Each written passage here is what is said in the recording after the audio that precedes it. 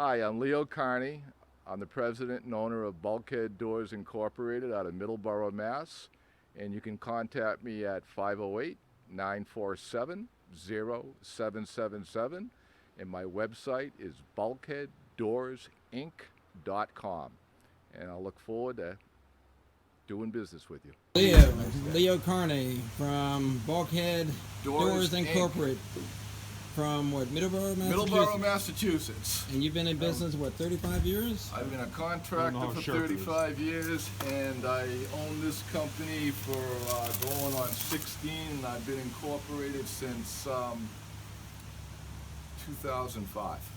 Fantastic. President here, Dennis. Hey, how you doing, Bill? We're going to school here in Bulkheads. Give everyone the inside view of the difference between the Steelway versus the Bilko. Alright, so these, Bigger cylinders. as you can see, these are made by Stabilis. This is the big manufacturer of all the companies you see with the hatchback cars. Yeah. Now, here's the feature.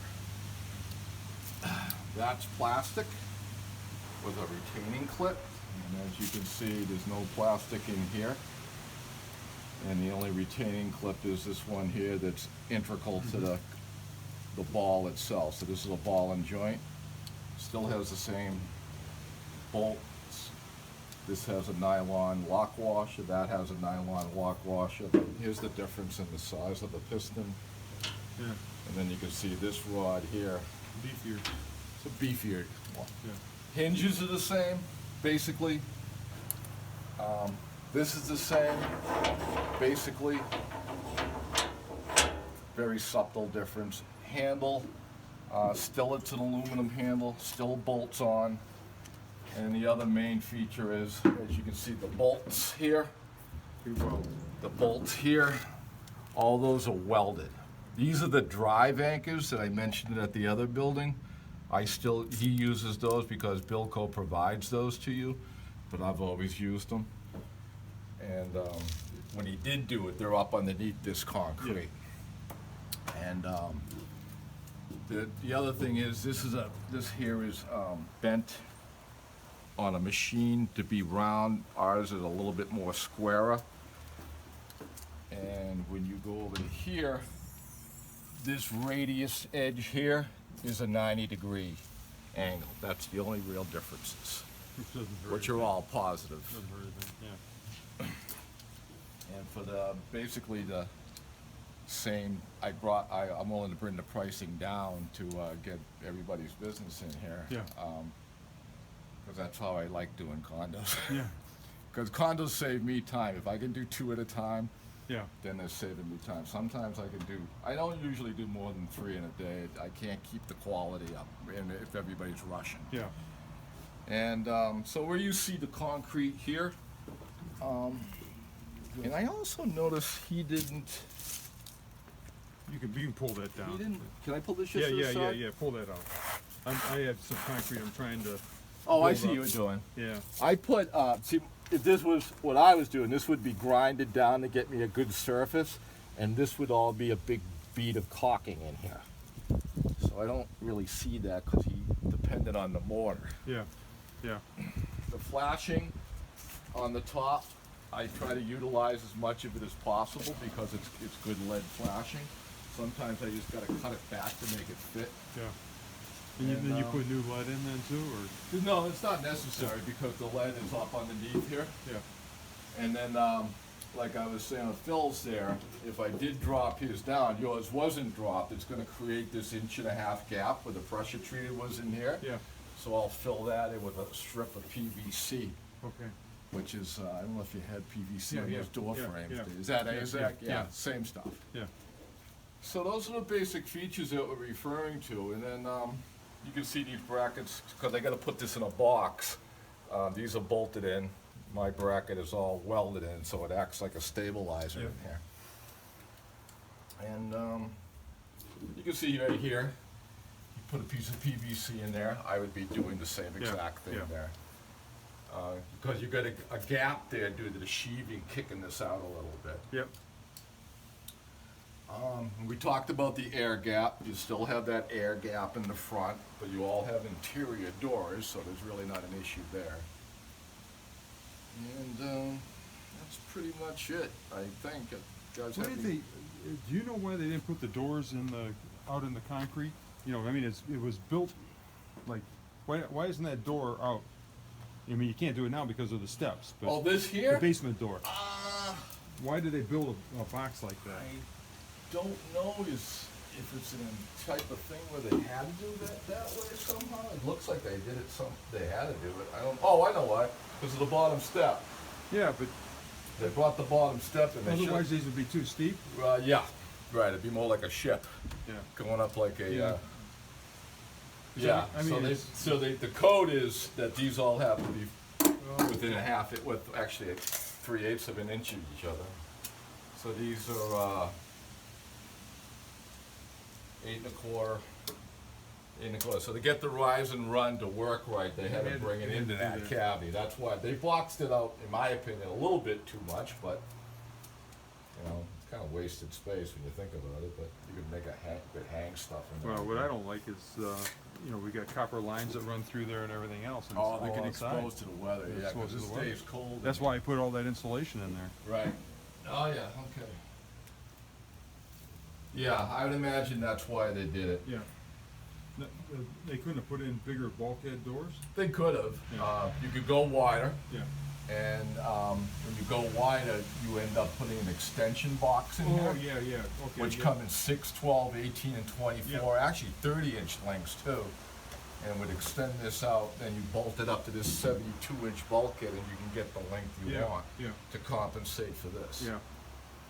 This is the most common size there is. Then there's a B size door. That's a C, correct? This is a C, Okay. and there's a B, there's an O, there's an SL, and there's those sizes there, and they're all, the SLs are the real tall ones that have Yeah, more yeah. vertical than horizontal. Yep. Can you demonstrate the flexibility of the door? Oh, And sure. we'll compare that to when we go back to.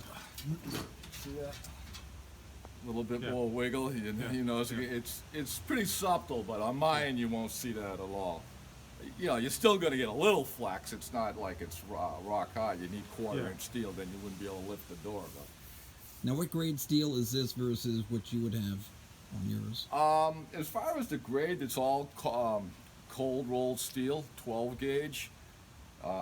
Mine are 12 gauge. I never put a mic on these, but I know they're a little bit thinner. So if they're 14 gauge, I don't, and a gauge is nothing more than taking an inch and dividing it by that number. For example, if this is 12 gauge, or mine 12 gauge, I should say, you'd be able to fit 12 of them into an inch.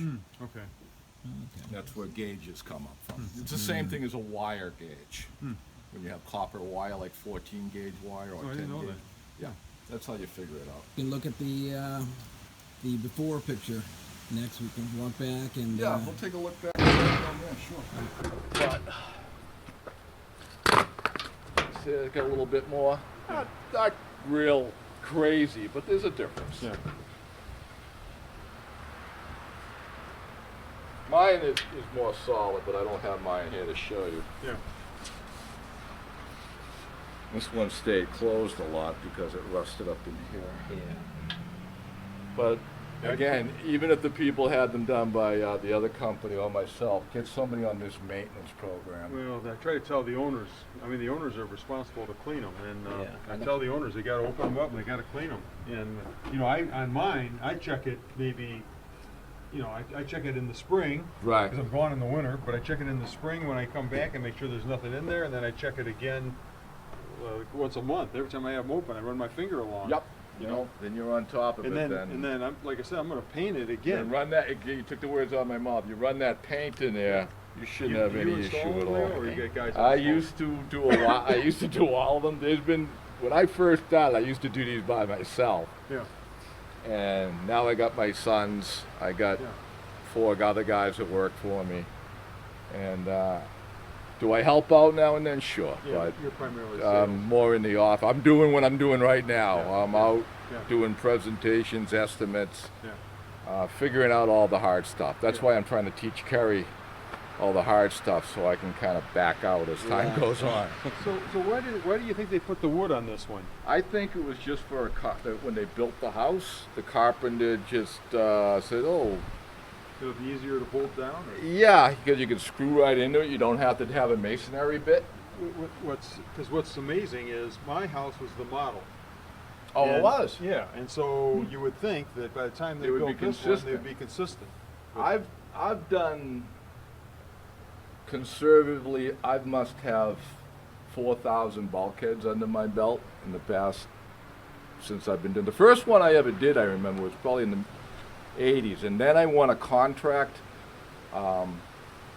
In the late 80s, I ran a construction company that did nothing but federal contracting, and I did probably 20 of these up at Fort Devens.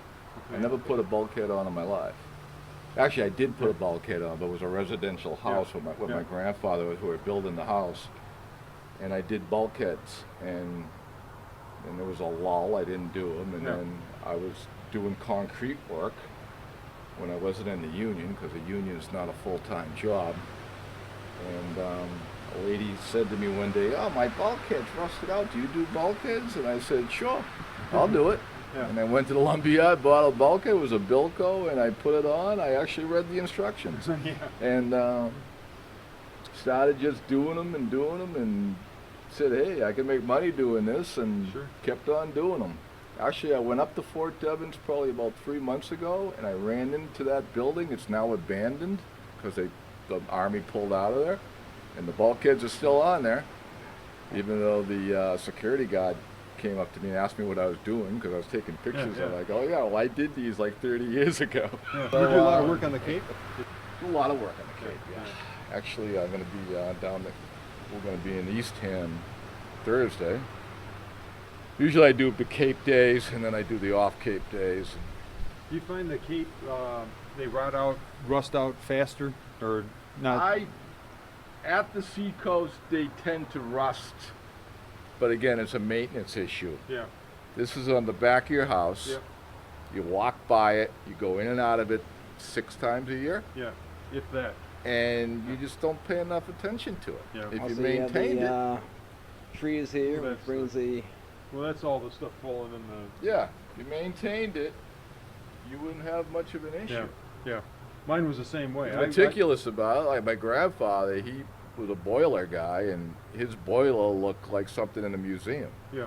You know, he'd be putting the asbestos on it Oh yeah. and painting it. The pipes were all black, and the fittings, he'd paint them red. Never had a problem. Never had a problem. Yeah. When I moved in, the owner before me, you could tell, never cleaned it. This thing was packed solid. I mean. Solid. Oh yeah. That's why I see him all And, the time. All the time. I cleaned it out, and I discovered that it was already rusted. Yeah. Once you clean them out, you got that little bit of filter that wasn't keeping it from Yeah. leaking, and Yeah. then it started to leak. Exactly. Yep. Exactly. And by the time I usually get to them, they have a tarp on them, and they're held down with like about 8 bricks or some rocks in the Yeah, because they're area. leaking. 5-year Yeah. warranty So, Leo- across the board. The pistons, everything. The paint's a year. I have no real control over the paint, but obviously, if you had a paint issue over a year and it's condo area, I'll take care of it. You know, Yeah. I'm that kind of guy. and the paint, as you mentioned before, you do at the shop. So I do everything's at painted, the so shop. before you- We shoot them in my shop. We set them up, and we use an airless sprayer, and we get in all the nooks and crannies, and we thin it down with naphtha to make it thin out, and we heat up the garage as needed, and we let them dry. Fantastic. So I think Very that's good. about it. Yeah. You think? Yeah. Sounds Tell me good. what color you Good want. I to me. assume light gray, Light gray. and I'll put a little extra special effort into yours. Now, I don't know whether my parents are Patriots fans. Do you ever paint Patriots colors or Celtics or? No, I don't the think only that's in guy the I did was association, I do did you? Kurt Schilling's house, the pitcher, and I also was doing at the same time I was repairing concrete cracks. I was injecting polyurethane in them, and I did about, I don't know, half a dozen cracks in his house, and I did his bulkhead about 2 years later. That was because they were leaking the cracks, or just They were wanted to seal leaking them off? cracks. Yeah, Oh. he lived in Medfield. Oh, okay. I haven't done anybody else famous that I know of anyway. I'm usually in and out. It'd be good to get rid of this wood. Oh, and as far as the scrap, we get rid of all the scrap. What I used to get about $1,600 for a 40-yard dumpster, I get about $360 now. For about 5 tons of steel, I get about $300, $400. No, no. Thank you very much, Leo. You are entirely welcome.